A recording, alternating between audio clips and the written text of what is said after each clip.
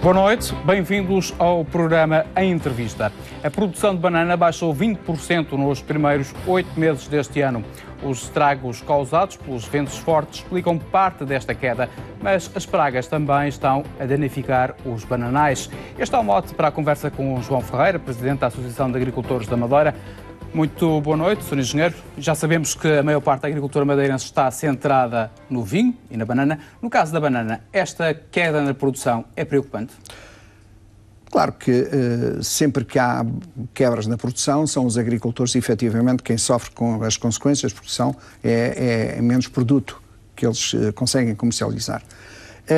No entanto, esta quebra, embora tenha sido elevada, principalmente vindo a afetar as colheitas e a venda, principalmente do mês de junho e julho, no entanto, pode não atingir no final do ano esses valores que nós neste momento falamos à volta dos 20%, dos 30% de quebra. Poderá ser atenuado no final do ano. E porquê que poderá ser atenuado? Primeiro porque a recuperação dos bananais está a ser fantástica. Os bananais estão a recuperar muitíssimo bem. Depois, há outras plantações novas que entraram agora em produção, que têm a primeira produção, que vão colmatar um pouco aquilo que se passou no período temporal. Por isso, para avaliarmos o que é que se vai passar com a cultura da banana este ano, só mesmo no final do ano é que nós vamos conseguir apurar verdadeiramente os prejuízos, que poderão ser não prejuízos, poderão ser prejuízos já minimizados com a entrada de produções de novas plantações. Este é o setor que tem de ser olhado com algum cuidado ou não, na sua perspectiva? Nós pensamos que sim. Nós pensamos que a banana tem que ser bem cuidada porque é preciso ver que o mercado do continente, o nosso principal mercado consumidor, está a ser invadido com banana vinda de outros lados. Banana essa que, comparada com a nossa, em termos de apresentação, tem uma apresentação completamente diferente. Não se verifica manchas, não se verifica, portanto, maus tratos, verifica-se que é uma banana que é cuidada, que tem um certo cuidado no transporte e, portanto, no manuseamento, para que chegue ao público consumidor num estado bonito, uma banana bonita, embora, portanto, perca em relação à nossa, porque, efetivamente, o paladar é um pouco diferente. Mas, de qualquer maneira, em apresentação, tem uma apresentação melhor do que a nossa. Ora bem, se nós continuarmos sempre a descuidar todo este trabalho de não prejudicar a nossa fruta, é que os agricultores têm que ter cuidado porque têm que entregá-la nos armazéns, têm que entregá-la em bom estado, toda a banana que não está em condições é-lhes retirada e depois ver aquele produto que foi entregue nos armazéns em bom estado aparecer à venda com manchas negras e toda ela com um aspecto mau. Não podemos contar com a boa vontade do consumidor sempre. Portanto, e o que é preciso fazer nesse aspecto? É preciso tomar cuidado, é preciso que as pessoas que manuseiam a banana tenham cuidado no seu manuseamento, é preciso tomar cuidado na maneira como se embala, na maneira como se transporta, na maneira como a banana depois é no continente também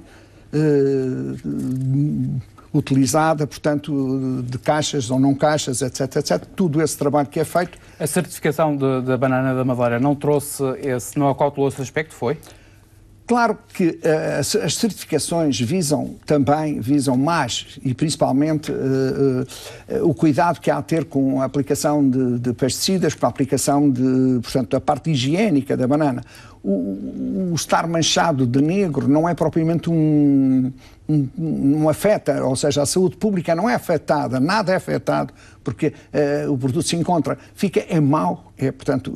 Em termos de aspecto, fica com um mau aspecto, digamos assim. Com um mau aspecto. Sr. Engenheiro João Ferreira, foi criada uma Associação dos Produtores de Banana da Madeira, uma instituição que tem, por vezes, sido muito crítica em relação à estratégia da GESB, a empresa que gera este setor. Como é que a Associação de Agricultores acompanhou estas críticas dos produtores e se é possível atender a um pedido dos agricultores, que é pagar melhor? Bom, vamos lá ver uma coisa que é o seguinte. Nós, portanto, como associação que somos, não temos nada com os produtores que queiram criar outras organizações ou que queiram, portanto, intervir no mercado do setor da banana. Isso é, portanto, cada grupo, porque as associações formam-se a partir de um conjunto de pessoas que querem defender os seus próprios interesses e podem criar, portanto, a sua própria associação, desde que ela esteja legalizada, constituída legalmente. Portanto, basta 9 pessoas para poderem, portanto, 9, 10, vá lá, pronto, para constituir uma associação. Portanto, nós não temos nada a dizer contra todos aqueles que queiram criar as suas associações. No entanto, entendemos que nós somos uma região muito pequena, somos e temos uma produção demasiado pequena para que haja várias organizações a defender a mesma coisa e que depois acabamos de não defender absolutamente nada. Ou seja, isto é o velho ditado que nós costumamos dizer, a união faz a força, uma andorinha não faz a primavera e, como tal, entendemos que isto se aplica muito bem também às próprias associações. O defender os agricultores, nós, a Associação de Agricultores, criámos recentemente a Mesa da Banana, que temos, portanto, produtores que estão à frente dessa mesa, que são eles que gerem a mesa e que administram a mesa, que está a atuar junto do produtor, dos agricultores, dos produtores de banana e que está a atuar também conjuntamente com a GESBA, no sentido de transmitir tudo aquilo, os anseios e aquilo que os agricultores sentem que deve ser alterado ou modificado na empresa pública GESBA. Claro está que nós entendemos que a empresa pública deve ter também um representante dos produtores, para que os produtores se sintam mais perto do setor comercial. Portanto, entendemos que a GESBA deve ter um representante, pelo menos um ou mais, como entenderem, representantes dos produtores. E deve conquistar novos mercados, como reivindicava esta associação? Mercados, eu não sei se nós teremos quantidade de banana suficiente para conquistar novos mercados. Não há dúvida nenhuma que a aposta na banana biológica poderá ser muito interessante, porque cada vez mais há pessoas e há mercados para produtos biológicos. Portanto, penso que a banana biológica será de facto uma aposta certa, uma vez que talvez, penso eu, que é mais difícil aos países que produtores de banana em grande escala entrarem nessa área. Para eles será talvez um pouco mais difícil, porque talvez tenham mais problemas do que nós em termos de cultura e, portanto, penso que eles terão mais problemas em fazer bananas biológicas. E nós aqui, provavelmente, tínhamos talvez uma hipótese de fazer a banana biológica. As bananeiras estão a ser muito atingidas por pragas. A doença conhecida como a doença do cinzeiro é provocada por tripes e ácaros, uma doença que tem agora um novo produto para tratamento. As dúvidas dos agricultores sobre a aplicação deste fitofármaco já estão todas esclarecidas ou não? Eu penso que sim, porque os novos produtos surgiram. Claro está que a primeira coisa que o agricultor tem é dizer logo que o produto não presta, que o produto não é tão bom como o anterior. Efetivamente, que as pessoas têm que tomar cuidado, porque aparecem no produto, há que verificar e há que ensaiar qual é a época própria e qual o estado próprio de desenvolvimento da praga para fazer a aplicação. Mas isto passa-se com todas as pragas e com todas as doenças. Se nós aplicarmos o produto demasiado tarde, efetivamente, que depois de ter causado os problemas nas plantas, esses problemas já não são resolvidos com os tratamentos. Quer dizer, depois dos ácaros estarem a provocar já o avermelhado ou acinzentado nas bananas, portanto, os ácaros e os tripes, resultado que não há aplicação do produto que lhes vai desfazer aquelas manchas. Portanto, tem de ser uma fase inicial, é isso? Tem que ser feito preventivamente, os tratamentos têm que começar numa altura em que eles estão a atacar no início e portanto, cada produtor tem que ver na sua exploração se é quando coloca os sacos, se é quando tira o saco, se é quando põe o saco, enfim, tudo isso é o próprio agricultor que tem que saber trabalhar bem e, portanto, chegar à conclusão de qual é a época própria para fazer o seu trabalho. Lá está que os técnicos também têm e podem dar uma ajuda, efetivamente que sim, mas muito disto passa pela própria experiência do agricultor de fazer os tratamentos, utilizando as doses certas, na altura certa. Por falar em fitofármacos, os agricultores madeirenses aderiram bem aos cursos para a aplicação de fitofármacos? Claro que sim, porque aderiram e... Houve aqui algumas reticências iniciais. É natural, tudo o que aparece de novo, tudo o que aparece, as pessoas dizem, uns dizem que já não têm idade para fazer curso, outros dizem que não lhes interessa, mas a verdade é essa, é que hoje nós temos de estar atentos e estamos sujeitos às diretrizes que são emanadas da União Europeia. E, portanto, se a União Europeia determina que o aplicador de pesticidas, e portanto tem que ser uma pessoa que tem que ter uma formação, que tem que saber as doses, que tem que saber como é que aplica, as quantidades que deve aplicar e que deve ter também a sua própria proteção para que não seja ele o próprio causador de doenças, e muitos deles, muitas pessoas, infelizmente, e na agricultura muitos já faleceram por falta de cuidados que tiveram durante anos a aplicar pesticidas, porque esquecem-se que os pesticidas entram também pela pele e a pessoa não tanto protegida com luvas, tanto com o corpo descoberto, tanto com a cabeça e com a cara a apanhar os produtos, efetivamente que não é hoje, mas ao longo de vários anos, com certeza que vai ter consequências e, portanto, e alguns deles, muitos agricultores já pagaram com doenças e com a própria vida o não uso e não estarem preparados para a aplicação dos pesticidas. Isto quer dizer que quem não tiver este curso não pode comprar produtos pesticidas nem fitofármacos? Pode comprar os produtos que são aqueles que estão autorizados, que são de venda livre. Não pode comprar aqueles que não têm venda livre. E, efetivamente, aí tem que se identificar, tem que mostrar o cartão, como estão habilitados e como, portanto, podem comprar. Efetivamente que isso tem sido protelado, a aplicação, a exigência dos cartões, mas a informação que eu tenho que é a partir de janeiro que termina, portanto, todas estas Vai haver fiscalização, digamos assim? Bom, isso não é comigo, eu não sei verdadeiramente se vão ou não. Está previsto na lei o controle e a fiscalização dos agricultores. No entanto, isso depende da região, não posso dizer se sim ou não, mas que a lei prevê. E as multas são um pouco elevadas, são bastante elevadas. Engenheiro João Ferreira, a Madeira é conhecida pela produção de vinho licoroso, o chamado vinho Madeira. A produção de uvas tem vindo a crescer e o Governo já prometeu intervir caso haja problemas de escoamento. Como é que olha para este problema? Se é que é um problema? Eu não sei se será verdadeiramente um problema ou não. Vamos lá ver uma coisa que é o seguinte. Este ano toda a gente bate palmas. Porquê? Porque houve uma baixa produção e, portanto, não houve problemas. Inclusivamente, as casas de vinhos até queriam mais uvas e não tiveram. Claro que num ano que nós ultrapassamos a quantidade que as casas querem, começa a haver problemas porque os agricultores não têm depois a quem vender as suas produções. Claro está que isto tem que ser muito bem visto em termos de planeamento das plantações e do que existe já plantado e das produções que há.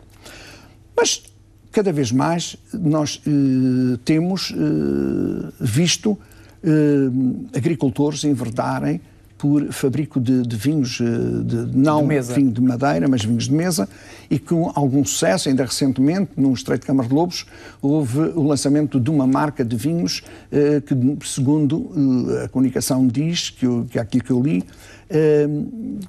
que a produção que foi feita está praticamente escoada e que com sucesso de uma casta que é bastante problemática e de uma casta que é a maior produtora de uvas na região autónoma da Madeira, que é a Tinta Negra Mol. Portanto, eu penso que há que pensar um bocadinho, se sentarmos todos a uma mesa, vermos o que é possível fazer, porque eu penso que deve haver outras alternativas que não seja exclusivamente o vinho Madeira para as casas de vinho. As uvas para as casas de vinho, para fabrico de vinho Madeira. A produção de vinho de mesa não pode estar condicionada aqui um pouco à dimensão da propriedade e também à dimensão e ao relevo da ilha? Pode, mas quer dizer, isso não impede, e neste momento há produtores de vinho de mesa que compram uvas a outros produtores, a outros agricultores, para fabricar os seus próprios vinhos. Não é a produção. O vinho não é produzido exclusivamente com as uvas produzidas por eles. Compram algumas castas a outros agricultores. E pode-se introduzir, digamos assim, outras castas aqui na Madeira, ou essa hipótese está completamente posta de parte? Ou não é recomendável, digamos assim? Para vinho Madeira acho que não, porque acho que o vinho Madeira tem uma tradição. Para a produção de vinho mesa? Para a produção de vinho de mesa, provavelmente que sim, porque há outras castas que foram introduzidas neste momento e que estão, para o vinho de mesa, foram introduzidas outras castas que não são castas de âmbito regional. Nesta área, a Associação de Agricultores da Madeira tem dado alguma formação aos agricultores? Não, posso lhe dizer em primeira mão que estamos neste momento a constituir a vinha do vinho, a mesa do vinho e da vinha, e esperamos até ao final do ano tê-la constituída e anunciá-la publicamente. E o objetivo é apostar na formação, é isso? O objetivo é precisamente apostar na formação, porque cada vez mais os produtores têm que ter cuidado e têm que ter formação para perceber quando aplicam os fitofármacos, quando saber conduzir as próprias plantas, não é? Qual o tipo de condução que elas têm que ter, é importantíssimo cada vez mais tudo isso. O Governo tem também apoiado o crescimento da cana-de-açúcar na Madeira. Esta tem sido, das produções de tomate, tem crescido nos últimos anos. Vimos esse crescimento em 2015, 2016 e 2017, mas neste momento já se depara neste setor com algum excedente, ou seja, existe alguma dificuldade de escoamento da produção. Considera que vai ser preciso repensar, digamos assim, as zonas de produção de cana-de-açúcar na Madeira? Eu penso que o que há que repensar é as plantações que estão a ser feitas, que muitas delas são feitas fora da zona ideal de produção de cana. Qual é a zona ideal? As zonas ideais, a cana-de-açúcar é uma planta que vai bem e que produz e que tem um grau Brix ótimo até a cerca dos 300 metros de altitude. Não quer dizer que agora não possa haver uma zona, com estas alterações climáticas, não quer dizer que não possa haver uma zona ou outra, que a cana possa ir um bocadinho mais acima dos 300 metros de altitude, mas de qualquer maneira é sempre, andará à volta da altitude ideal para a produção de cana-de-açúcar e que tenha um grau Brix como deve ser. Porque efetivamente uma coisa é plantar cana-de-açúcar e ter a chamada muita parra e muita uva, muita parra e pouca uva. Portanto, temos zonas onde o grau Brix quer dizer o quê? O grau Brix é o teor depois de açúcar que vai ter. Isto quer dizer que quanto menos for o açúcar que a cana tem, menos rendimento dá para as empresas transformadoras, portanto, menos interesse tem para as empresas reguladoras. Portanto, isto quer dizer o produto que deve ser pago. Pensar as variedades, é isso? Sim, nós entendemos é que a cana, para resolver esta situação de não intervenção dos serviços governamentais, no sentido de impor aos agricultores as plantações e as altitudes, que poderíamos normalizar tudo isto se as canas fossem pagas através do grau Brix e não pelo molho de cana ou pelo quilo de cana. Isto quer dizer que vamos ter que voltar às variedades antigas, é isso? As variedades antigas, efetivamente, que eu recordo-me dos meus tempos da PJ, da Canica, que efetivamente eram canas que todas as fábricas adoravam ter, e principalmente a Canica. Lembro do Porto da Cruz, que era uma zona onde havia de facto uma grande produção de Canica, que era uma cana especial, com um grau Brix muito bom e que era adorada, que hoje em dia praticamente se desprezou em detrimento de variedades que atingem metros de altura, grossas, enormes, mas que na verdade espremidas não dão o rendimento que as outras dão. E, portanto, também é preciso entendermos que tudo isto tem a ver, a produção tem que estar sempre em consonância com a transformação. Porque um produto que a transformação não tenha interesse, e automaticamente o agricultor é quem sofre, porque tem depois problemas na sua comercialização. Falamos agora um pouco dos seguros de colheita.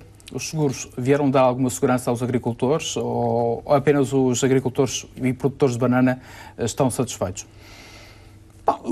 É como tudo, a agricultura, efetivamente, a agricultura é uma atividade como outra qualquer e é uma atividade que tem problemas vários e que está sujeita ao longo do ano de intempéries e ataques de pragas, enfim, que de um momento para o outro pode destruir todo o trabalho de um ano ao agricultor.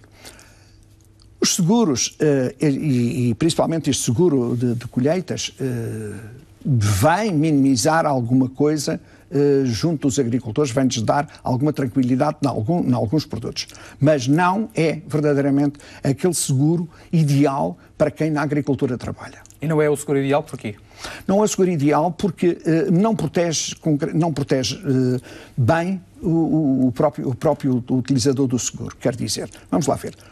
O agricultor precisa ter segurança, precisa ter uma segurança de quando está a produzir, faz o seu seguro, pagou, venha um temporal, destrua a colheita, ele tem que estar protegido, ele tem que ter, pelo menos, uma indemnização que lhe garanta o seu vencimento, aquilo que, não digo o que iria usufruir com a totalidade da produção, mas sim, pelo menos, que cubra todas as despesas que teve nessa cultura, não é? E que lhe dê para novamente fazer uma nova cultura. Portanto, isso é que é importante. Ouvimos falar digamos assim, de seguros que foram acionados e de pessoas que só receberam 18 ou 19 euros. Como é que se explica uma situação destas? Eu, sinceramente, eu não posso explicar. A seguradora, sim, a empresa seguradora é que pode explicar o que é que se passou, o que não se passou.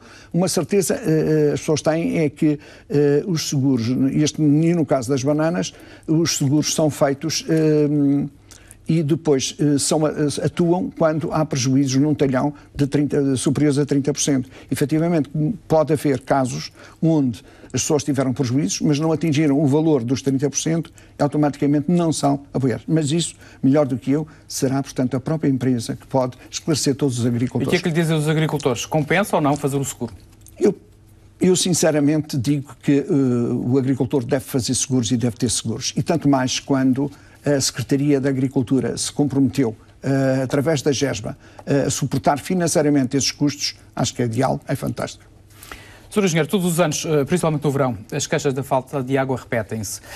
Como resolver este problema? Isso é um assunto já muito antigo, e tem-se falado muito e falou-se muito. Mas nunca foi repensado? Não. Eu vejo todos os anos, vejo sempre que há quadros comunitários, eu vejo que os quadros despendem de verbas bastante elevadas para os regadios. Na verdade, nós, na prática, acabamos por não saber, não ter resultados práticos dessa aplicação financeira nos regadios. Mas o que é que falta? Novos canais? É preciso ver que os regadios não são só os grandes canais que transportam a água da parte norte para a parte sul, não são só as regadeiras públicas, são também as regadeiras que servem os agricultores, são as levadas que servem os agricultores, são os canais que levam a água à casa de cada um dos agricultores. E esse regadio, em algumas zonas, algumas foram recuperadas. Nós, a Associação, tivemos intervenções no Jardim da Serra, muito fortes, muito grandes, tivemos intervenções noutros lados, mas há outros sítios da Madeira, outras zonas da Madeira, em que os regadios precisam de uma intervenção, porque continuamos com levadas de terra, continuamos com levadas de pedra rotas, onde a quantidade de água que entra na levada, quando chega ao agricultor, é de facto reduzida. E quando nós temos falta de água e quando nós temos tudo isso, há que repensar se este será o regadio ideal. E também, a pergunta que eu faço é porque, ao longo de tantos anos, porquê que ainda não se educou os agricultores? Porquê que ainda não se formou os agricultores no sentido de abandonarem a rega por alagamento e utilizarem a rega por expressão, a microexpressão, a gota nas suas culturas? E esse é o principal problema, na sua opinião? Eu creio que isso iria economizar água, mas também para isso há todo um trabalho que deve ser feito. Porque, para mim, causa-me impressão de vir a inflação de tantos tanques que são construídos nesta terra, quando nós temos um declive que nos permite colocar tanques nas partes superiores, mais altas, e canalizar toda essa água sob pressão, evitando que cada agricultor tenha que construir um tanque, tenha que pôr uma bomba, tenha que fazer tudo isso. Isso a mim custa-me. Ao final dos meus 52 anos de atividade agrícola, custa-me imenso verificar hoje, onde a tecnologia é utilizada em todo lado e na agricultura cada vez mais, ainda na minha terra, ver que os agricultores têm necessidade de construir cada um o seu próprio tanque, porque não têm sistemas de rega, não têm regas que possam ser feitas aproveitando precisamente o declive e a pressão própria utilizando a nossa orografia. O Sr. Engenheiro falou aqui na rega de alagamento, que devia ser abandonada. Acha que os novos agricultores estão mais sensíveis, digamos assim, às novas tecnologias e às novas formas de rega, digamos assim? Claro que sim, porque hoje cada vez mais os agricultores vão se adaptando aos novos sistemas e vão introduzindo. Hoje os projetos, sim, os novos projetos têm regas de gota a gota, têm regas já, sistemas de rega para montar nas explorações, o que é ideal, mas falo ainda naqueles que, por exemplo, na cultura da banana, nós ainda vemos aí imensas explorações que não estão dotadas de gota a gota, nem de microexpressão. Hoje, em determinadas culturas, já vamos vendo, de facto, uma evolução nesse sentido. Por falar em novas tecnologias, temos visto tecnologias produtivas aplicadas na agricultura e cada vez mais surgem novas ideias. Entre elas está a hidroponia e a aeroponia, são algumas das técnicas em expansão, digamos assim. Aqui na Madeira temos condições para produzir, por exemplo, batatas através da técnica da aeroponia, ou seja, através da técnica de uma produção suspensa e que é alimentada por água? Claro que sim, claro que temos condições e a Madeira, portanto, não é diferente das outras zonas, porque é uma questão, aí o que difere é a maneira como as culturas são feitas, não é? São culturas feitas sem solo, é uma cultura que não tem solo. Não se cava batatas? Não é necessário cavar, apanha-se assim. E, portanto, tudo isso é possível fazer. O que às vezes é que há determinadas culturas que não têm, portanto, não compensam económico, não têm uma compensação económica para o produtor. No entanto, a Madeira tem hidroponia, a Madeira tem aquaponia em pequena quantidade e isto para poder, talvez, àqueles que nos ouvem, fazer uma pequena distinção entre o que é aquaponia e hidroponia, que são duas culturas que não têm solo, ou seja, não têm terra, portanto não têm, mas podem ter, na hidroponia, podem ter um substrato, uma turfa, uma fibra de coco, etc. Podem, isso também pode ser considerado, e é considerado hidroponia. Na hidroponia há uma coisa que é, as plantas são alimentadas e para que sejam alimentadas, a água que passa nos canais onde elas estão plantadas levam, portanto, soluções nutritivas. São, portanto, soluções nutritivas, contêm todos os alimentos que as plantas necessitam e elas são alimentadas com essas soluções e, portanto, crescem, desenvolvem-se e está tudo bem. Na aquaponia, a aquaponia já faz diferença porque também as plantas estão na água, simplesmente têm peixinhos e os peixinhos, portanto, vão alimentando, portanto, é a partir daí que fazem a própria alimentação das plantas. Portanto, tudo isto, claro, passa-se em circuitos fechados, há poupança de água, não há dúvida nenhuma, qualquer um dos sistemas tem uma poupança de água bastante grande. Um poderá ser menos químico, outro poderá ser mais químico, efetivamente. Aí é uma questão de custos, digamos assim, de instalação. Depois é uma questão de só de custos. O resto, em termos de água, poupa-se muito. Poupa-se imensa água, efetivamente, sim. A Associação de Agricultores da Madeira tem programado visitas técnicas às Canárias. Qual foi o objetivo, por exemplo, da visita técnica realizada a Tenerife? Olha, esta primeira visita foi organizada e foi através da associação, através da Mesa da Banana. Portanto, foi um dos nossos primeiros trabalhos da Mesa da Banana, foi levar 22 produtores a Canárias para verem como se procedia, o que se fazia na cultura da bananeira. E esta primeira visita foi mais direcionada ao setor de armazenagem, embalagem e também o que é que havia em termos de produtos químicos que eles estivessem a utilizar e que nós aqui na Madeira, embora não tivéssemos homologados, que pudéssemos solicitar a homologação desses produtos para aplicação na região. Portanto, esta foi mais uma visita direcionada para armazéns, ver as culturas, ver as variedades. Estamos a organizar uma que se vai realizar precisamente no mês de março. Eu não vou dizer a data agora, porque a data que eu tenho poderá não ser a que se vai realizar, porque ainda estamos a discuti-la com a agência de viagens, mas será em finais de março. Esta visita já será feita não só a Tenerife, mas também a La Palma.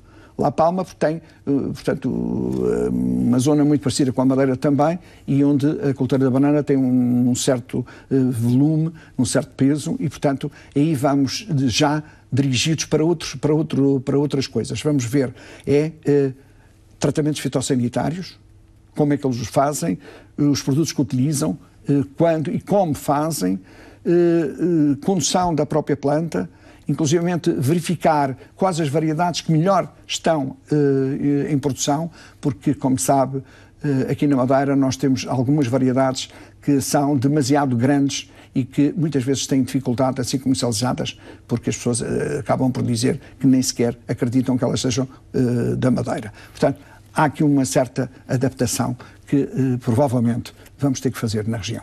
E é preciso fazer também uma seleção, digamos assim, das variedades, é isso que quer dizer? Sim, porque, repare, consta nos dados que nós temos que existem 14 variedades de bananeiras na Madeira. Eu não estou a dizer que estas 14 variedades estejam todas em produção para comercialização, cuidado, mas que existem 14 variedades. Ora, numa região tão pequenina, que tem uma produção idêntica, anual idêntica, a um único agricultor em Canárias ou em Tenerife. Portanto, ter tanta variedade não é fácil. Não é fácil para calibrar, não é fácil para armazenar, não é fácil para embalar. Porque, vamos lá ver, é exatamente uma coisa. Se eu puser agora maçãs de várias qualidades, é tudo maçã, mas se elas não forem da mesma variedade, e eu quero fazer uma caixa, eu não, de certeza absoluta que eu não vou ter uma caixa bonita. Sei que em Tenerife tiveram a oportunidade de ver a microprodução in vitro de plantas da bananeira. Esta pode ser uma técnica, digamos assim, a trazer para a Madeira? Como é que olha para Não, já existe aqui a Madeira já tem a propagação in vitro, os laboratórios já fazem. O que há é a Cultesa, esta empresa, que é uma empresa estatal, tem uma coisa que é o seguinte, ela faz a limpeza e estuda as variedades e faz um melhoramento das espécies. Não geneticamente, mas sim, através, portanto, de melhoramentos, faz uma melhoria das próprias variedades. A Cultesa tem laboratórios que faz tudo isso. E é isso que a multiplicação aqui também fazemos. Mas não fazemos a limpeza, nem fazemos muitas coisas que a Cultesa faz e que é importante que se faça, digamos assim. se faça, porque, repare, quando temos problemas de algumas doenças aqui na região, e não é conveniente que o agricultor que vai fazer uma nova plantação utilize plantas de uma plantação antiga ou de um outro agricultor que tenha plantas para lhe fornecer, porque pode, à partida, logo de início, contaminar toda a sua exploração. A Associação tem viveiros de plantas. Que plantas é que estão disponíveis neste momento? A Associação teve que ser viveirista, portanto hoje a Associação de Agricultores é viveirista oficial, já estamos registados, estamos prontos a fazer plantas. Foi o ano passado que obtivemos toda a nossa certificação. Temos já os porta-enxertos para proceder às primeiras enxertias este ano, no princípio do ano, fevereiro, provavelmente, faremos as primeiras enxertias das variedades de macieiras, que estão também, que constam do catálogo de variedades nacional, em nome do Germobanco Agrícola da Madeira, que é o Germobanco que tem a seu cargo a manutenção destas espécies autóctones ou adaptadas, juntamente com um outro Germobanco da Universidade, temos estas plantas já prontas. E, portanto, agora há que propagá-las, há que voltar a pô-las na mão dos agricultores e fornecer material limpo. Este material já está testado, temos um campo de pés-mães que estão já certificados, para obtermos material vegetativo para procedermos às enxertias, e vamos agora fazer isso, porque isto faz parte de todo um trabalho que nós consideramos talvez um grande trabalho que nós fizemos ao longo destes anos, que foi precisamente o Germobanco Agrícola da Macronésia, que foi um trabalho feito com o apoio da União Europeia, para recuperar, digamos assim, espécies antigas, variedades antigas. E não temos só aqui as macieiras, temos também a batata doce, porque já tivemos em Canárias a fazer limpeza de duas variedades antigas, a inglesa e a brasileira, que foram saneadas, vieram para cá, já foram feitas propagações, foram dadas aos agricultores. Lógico que mais uns anos temos novamente que limpá-las, porque os vírus, ao final de algum tempo, e bactérias podem contaminar as plantas e, portanto, é necessário proceder a novas limpezas. Neste momento temos uma variedade em Canárias a fazer saneamento, que é a variedade que hoje está na moda, a variedade de cenoura, está a ser limpa, precisamente esperamos daqui a 2 anos ter plantas para propagá-las aqui no laboratório, depois passam à nossa estufa de propagação para fazermos a parte vegetativa e depois da parte vegetativa está feita, passa para campos dos agricultores para fazer a multiplicação e depois então sim a cedência aos outros agricultores. Outro dos vossos projetos é ter um viveiro de hortícolas. O que é que está pensado nesta área? Estamos a trabalhar no sentido de lançar brevemente a parte hortícola, o viveiro de hortícolas. Porquê? Porque nós somos viveiristas de frutas de horta e fruta. Na parte das hortícolas é porque existe de facto algumas variedades antigas da Madeira, hortícolas, que já estão listadas. Por exemplo, eu falo no Santaneiro, falo em Dois Feijões, temos outras variedades, os milhos regionais, que a Universidade da Madeira já tem, estão já, podem ser multiplicados. Portanto, nós necessitamos agora sim de multiplicar essas plantas e dá-las aos agricultores, ao fornecê-las aos agricultores para quem tem produção. E porquê? Porquê defender e porquê apostar nestas variedades antigas da região? Primeiro, porque se elas chegaram até aos nossos dias, e chegaram porque os agricultores as foram cultivando e foram multiplicando, é porque elas têm alguma resistência genética, é porque elas de facto aguentaram estes anos todos, até chegar hoje. Algumas estão altamente contaminadas, não interessa, mas chegaram até hoje. Vamos limpá-las, vamos saneá-las e vamos voltá-las a utilizar. Hoje, quando se fala que nós queremos cada vez menos pesticidas, cada vez menos adubos químicos, se nós não utilizarmos variedades resistentes, não aos GMs, mas sim variedades resistentes, antigas, podem dizer que são um pouco menos produtivas do que as outras.